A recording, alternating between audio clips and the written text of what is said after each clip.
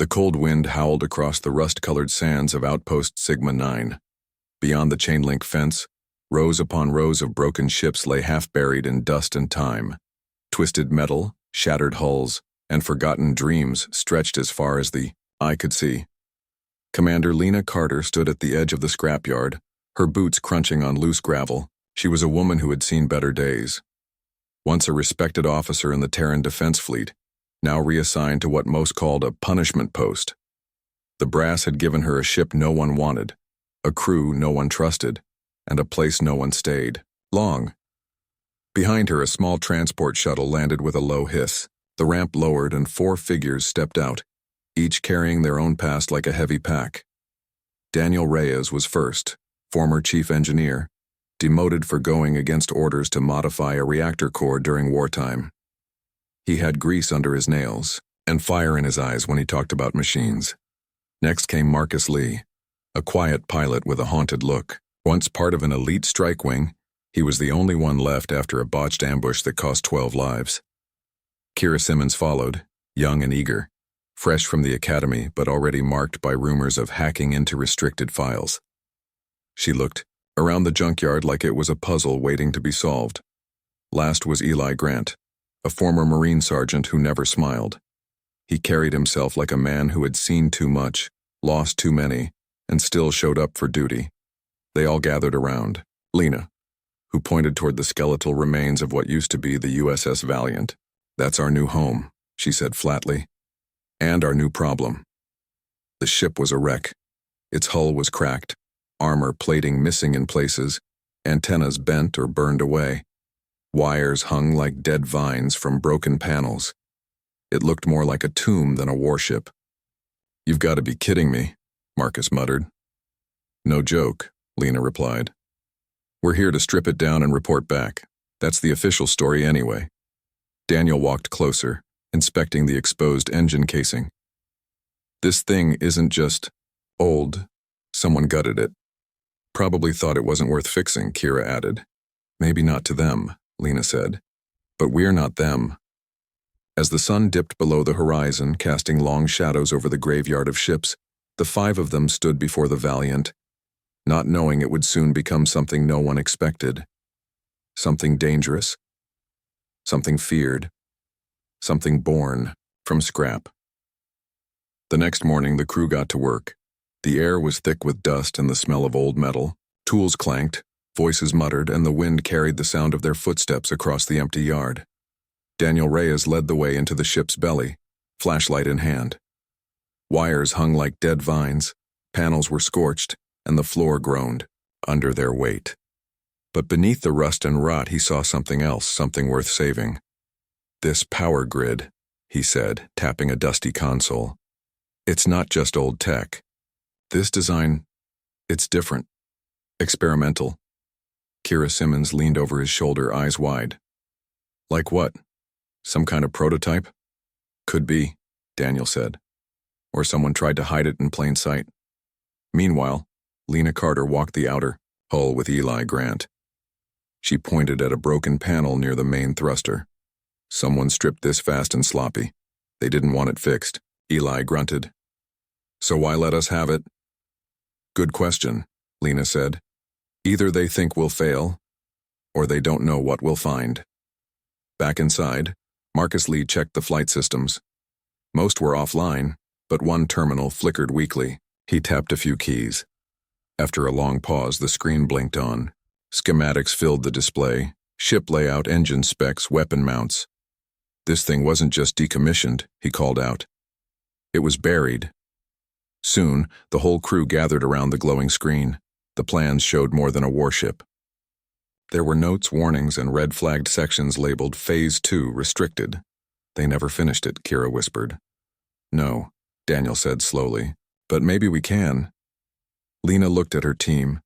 For the first time since arriving, she saw fire in their eyes. Not just hope, but purpose. "We're not here to strip it down," she said. "We're here to bring it back."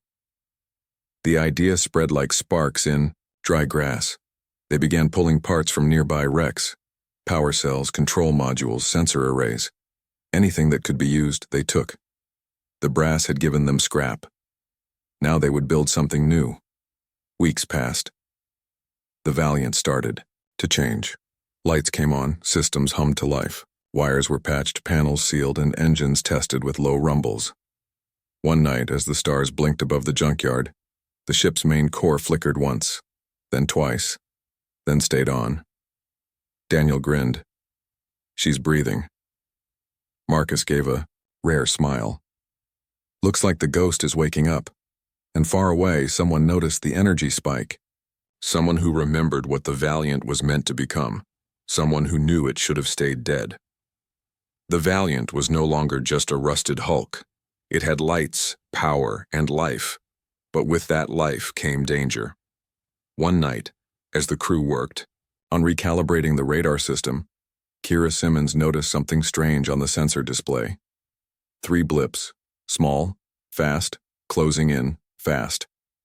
"We've got company," she said, her voice tight. Daniel Reyes looked over her shoulder.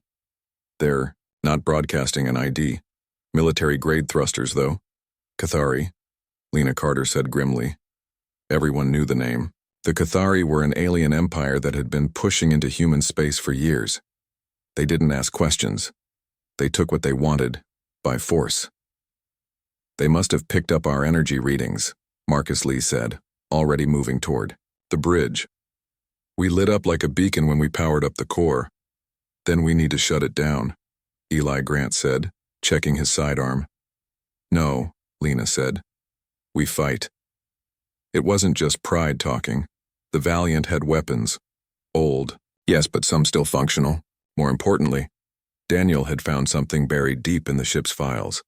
Experimental point defense systems never deployed during the last war. "If this works," he muttered, fingers flying across the console, "we might live through this." The enemy ships dropped from hyperspace just outside the junkyard's edge, sleek insect-like fighters with glowing plasma cannons. They opened fire without warning. Explosions tore through the scrapyard. Metal twisted, fuel lines burst, and fire lit up the dark. "Evasive maneuvers," Lena shouted. Marcus yanked the controls. The Valiant groaned but responded, lifting off the ground with a sudden jolt. Alarms blared. Klaxons screamed. The hull shuddered under the first hit. "Shields at 60%, Kira yelled. "Activate the defense grid," Daniel shouted back. He punched in the final command. Somewhere deep inside the ship, circuits long dormant surged to life. Panels along the hull flickered, and then fired. Thin beams of blue light shot out, faster than the eye could follow. They tracked the incoming missiles mid-flight and cut them apart in bursts of white-hot energy. The Cathari pilots didn't know what hit them. 2 of their ships exploded before they could react. The third tried to break away, but it was too late. A pulse cannon hidden beneath the Valiant's forward deck fired for the first time in decades. The blast tore through the fleeing fighter like paper. Silence fell. Smoke drifted through the air. Sparks rained from broken consoles. The crew sat frozen, hearts pounding. We just won," Kira whispered. Daniel let out a shaky breath. "And we scared the hell out of them." But Lena wasn't smiling. She stared at the burning wreckage. "On the screen, no," she said quietly. "We just made ourselves a target." The Valiant drifted in the dark, its engines silent, its hull cold. Ahead, a dead research station floated like a corpse, orbiting a long dead star. No lights, no movement, just rust and silence. Lena Carter stood on the bridge, arms crossed. "This place was part of the original Valiant project," she said. "If there's anything left, it'll be here." Daniel Reyes looked up from his console. "You think Phase 2 is still intact?" "Maybe," Lena said. "Or maybe someone hid pieces of it before the program got shut down." Kira Simmons tapped at her screen. "Scans are weak. Too much interference from the collapsed reactor core. But I'm picking up something deep inside. Data storage." "Then we go in," Marcus Lee said, already grabbing his gear. The team moved fast. Daniel, Kira, Eli Grant, and 2 engineers suited up and boarded a small shuttle. Lena stayed behind, watching from the Valiant E, ready to pull them out if things went bad. The shuttle docked with a side hatch that had been sealed for years. With some force and a little cutting torch work, they got inside. The station groaned under their boots. Wires hung like veins torn from flesh. Flickering lights cast jagged shadows across the walls. The air was stale, dry, and filled with the scent of old death. They found what they were looking for in a locked sublevel, a central archive, still powered by a backup cell buried deep in the floor. Kira worked quickly, downloading everything she could. Schematics, logs, test results. Phase 2 wasn't just an upgrade, she whispered as she read. It was a whole new system. Quantum core engine, gravity-based weapons. Daniel's eyes widened. That kind of power could fold space, rip through enemy ships like paper. But then the lights flickered again. Movement. Something shifted in the dark. Eli raised his rifle. We're not alone. From the shadows, a figure stepped forward. Armored, helmeted, face hidden, he raised one gloved hand. Don't shoot, he said. I've been waiting for you. Marcus tensed. Who the hell are you? The man pulled off his helmet. Older. Tired eyes. Familiar. Captain Jason Bell. Lena's voice came over comms. She had seen him on the feed. He used to be my mentor. Bell looked at them all. You don't know what you've started. The TDF didn't just abandon this project. They buried it, because they were afraid of what it could do. So why are you here? Daniel asked. To warn you, Bell said. Once you install this tech, there's no going back, and the people who killed the first Valiant won't let you finish what they started. Outside, the Valiant sensors picked up a new contact. Ships, coming fast. The past was catching up, and it was armed. The Valiant lurched as the first warning shot exploded near its aft hull. The blast rattled loose panels and sent sparks flying across the bridge.